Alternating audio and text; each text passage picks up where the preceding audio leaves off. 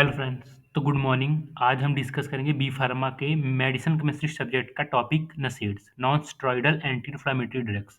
तो basically non steroidal anti inflammatory drugs नाम से ही पता लग रहा है कि नॉन स्टेरॉयडल यानी इसमें स्टेरॉयड रिंग नहीं होती। Steroid ring basically 4 fuse rings होती हैं और उसमें 17 कार्बन होते हैं। तो नॉन स्टेरॉयडल में हमारी ये रिंग्स नहीं होंगी। और ये एंटी इन्फ्लामेटरी इसलिए है क्योंकि ये इन्फ्लेमेशन के ट्रीटमेंट में काम आती है। तो हम देखते हैं इसकी डेफिनेशन, सॉरी, इंट्रोडक्शन। तो NSAIDs are primarily used to treat inflammation, mild to moderate pain. Pain में यूज़ होता है अगर कहीं दर्द हो रहा है हमें, ठीक है। और फीवर, फीवर को भी ये रिड्यूस करता है, जैसे कि पैरासीटामोल की टैबलेट्स लेते हैं हम, एस्पिरिन की, और भी डाइक्लोफेन सोडियम, ऐसे इसकी बहुत सारी मेडिसिन आती हैं, वो हम बाद में क्लासिफिकेशन में देखेंगे। तो other specific use include the treatment of headache, headache के ट्रीटमेंट में यूज होता है। अर्थराइटिस यानी जॉइंट पेन, ठीक है, जॉइंट में हमारे पेन होता है। तो स्पोर्ट इंजरीज, स्पोर्ट्समैन जो इंजरीज हो जाती हैं उनके, उनमें यूज होता है। और ये मैक्युलर क्रैम्प में भी यूज होता है हमारे। Due to the hormonal and metabolic side effect of steroidal anti inflammatory drugs, a search for the NSAID was intended. Initiate किया गया है हमें जब स्टेरॉइड की देखा गया कि उसके हार्मोनल और मेटाबॉलिक साइड इफेक्ट बहुत ज़्यादा है स्टेरॉइडल के, तो एंटी इन्फ्लेमेटरी ड्रग्स हमने सर्च करी, ठीक है। तो इससे क्या होता है, इसका साइड इफेक्ट बेसिकली देखते क्या होते हैं।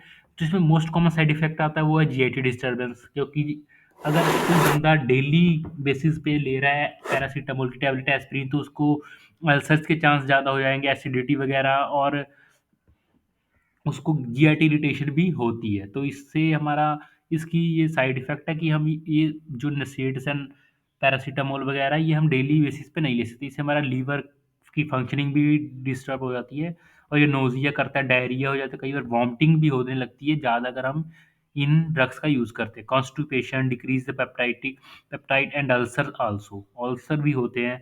ये 4-5 आप साइड इफ़ेक्ट याद रख सकते हैं, ज़्यादा आपको डिटेल में देखने की ज़रूरत नहीं। किडनी फेल्योर भी हो सकता है, वो रेयर चांस होता है।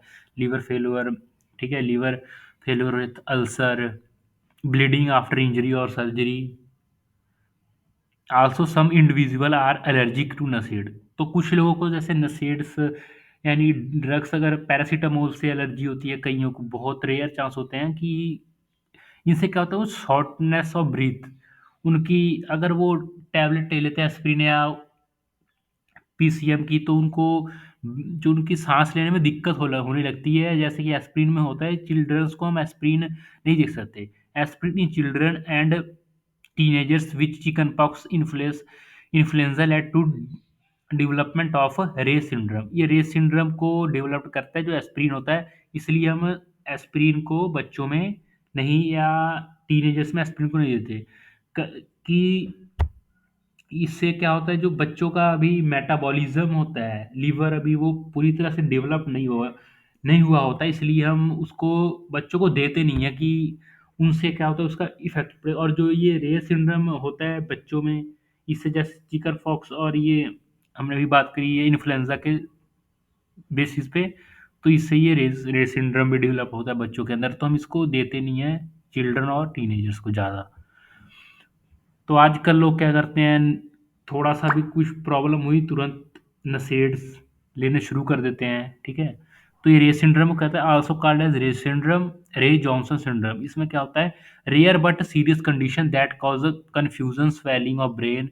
ये इससे बच्चों को कंफ्यूजन होने लगती है चीज़ों को डिफरेंशिएट करने में, और ब्रेन में स्वेलिंग भी होने लगती है, इससे लीवर डैमेज भी होता है इससे, जो हमारा रे सिंड्रोम रे सिंड्रोम है उससे। और ये children recovery from the vital infection such as chickenpox, flu, और वो है मेटाबॉलिक डिसऑर्डर, जैसे मैंने बात की इसमें मेटाबॉलिक डिसऑर्डर होता है। तो इससे बच्चे ये जो मेडिसिन है वो प्रॉपरली नहीं एक्सक्रीट आउट होती, मेटाबोलाइट होती, जिससे रे सिंड्रोम डेवलप होता है, जिससे कि उन्हें ब्रेन स्वेलिंग और कन्फ्यूजन जैसी दिक्कतें आती हैं। Disorder are also most risky. ये डिसऑर्डर बहुत ज़्यादा रिस्की होता है, specially in there have been taking aspirin, जब आप एस्पिरिन कंज्यूम कर रहे हो उस केस में। There are used as analgesic, हम इसको analgesic, antipyretic and anti inflammatory, analgesic यानी दर्द के लिए, पेन की ट्रीटमेंट है, पेन को हम एनाल्जेसिक भी कहते हैं कि एनाल्जेसिक इफेक्ट दे रहा है। एंटीपायरेटिक यानी फीवर में, और एंटी इन्फ्लामेटरी यानी जब हमें इन्फ्लामेशन यानी कहीं भी सूजन हो जाती है तो उसकी ट्रीटमेंट में भी यूज़ करते हैं। एंटीपायरेटिक क्या करते हैं, decrease the lower the body temperature. Anti inflammatory cure the inflammation cause PGs. PG से प्रोस्टाग्लैंडिन से हमारी जो इन्फ्लेमेशन होता है उनकी ट्रीटमेंट। अभी तो हम पहले देखते हैं मैकेनिज्म कि ये कहाँ पे और कैसे एक्ट करता है। तो पहले हमारा जो सेल वॉल होता है वो सेल बना होता है सेल वॉल फॉस्फोलिपिड से। जो हमारी सेल होती है, क्योंकि कोई भी ड्रग सेल यूनिट जो बॉडी का होता है ना, सेल वहाँ से ही वर्क करना शुरू करती है बॉडी के पार्ट्स में। सेल सेल पे जो भी उसका रिसेप्टर वगैरह प्रेजेंट होते हैं वहाँ पे वो अटैच होकर। तो इसमें होता क्या है, जो सेल वॉल हमारी जो फॉस्फोलिपिड्स की बनी होती है, उसके बाद सेल वॉल में फॉस्फोलाइपेज A2 जो ये होता है, इससे हमारा अर्किडोनिक एसिड बनता है जिसको हम ए कहते हैं। उसके बाद ये दो डिवाइड हो जाते हैं, एक तो कॉक्स में साइक्लो ऑक्सीजनेज और लॉक्स में यानी लिपो ऑक्सीजनेज। इसके बाद ये क्या होता है, साइक्लिक एंडोपेरोक्साइड। ये साइक्लिक एंडोपेरोक्साइड में कन्वर्ट होता है। ये लिपो ऑक्सीजनेज होता है वो हाइड्रोक्सी हाइड्रोक्सी और एर्कोडोनाइट में कन्वर्ट होता है। उसके बाद ये जो हमारा कॉक्स 1 और कॉक्स 2 है वो हमारे प्रोस्टाग्लैंडिन में बन जाते हैं, और ये ल्यूकोट्राइन्स में। जो हमारा लिपो ऑक्सीजनेज है वो इधर ल्यूकोट्राइन्स में कन्वर्ट होता है, और ये प्रोस्टाग्लैंडिन हमारे जो प्रोस्टाग्लैंडिन होते हैं वो PG2 PGE2 PGF2 PGD2 होता है। ये रिस्पॉन्सिबल होते हैं बेसिकली। हमारा PGE2 हमारा रिस्पॉन्सिबल होता है ये इन्फ्लेमेशन के लिए, और जो ल्यूकोट्राइन्स है वो एस्थमेटिक एक्टिविटी यानी सांस की प्रॉब्लम। ल्यूकोट्राइन्स ये हमारे हम पढ़ेंगे एंटी एस्थमेटिक, तो उसमें देखेंगे ल्यूकोट्राइन्स का कहाँ पे काम आता है। तो ये हमारे बेसिकली ल्यूकोट्राइन्स रिस्पॉन्सिबल होते हैं एस्थमेटिक एक्टिविटी के लिए। ठीक है, तो आप देख सकती है अब फ्लो चार्ट।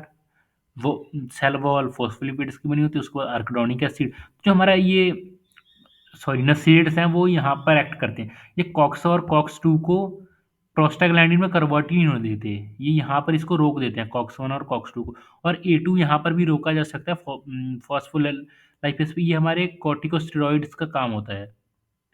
ठीक है, ये फॉस्फोलाइपेज A2 को इनहिबिट कर देते हैं और ये आर्किडोनिक एसिड ही नहीं बनता, और हमारे नसेड कॉक्स 1 और कॉक्स 2 पे एक्ट करते हैं और इनकी फॉर्मेशन को बंद करते हैं।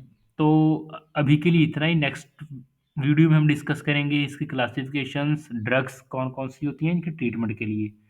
Thank you for watching this video. I hope you will understand.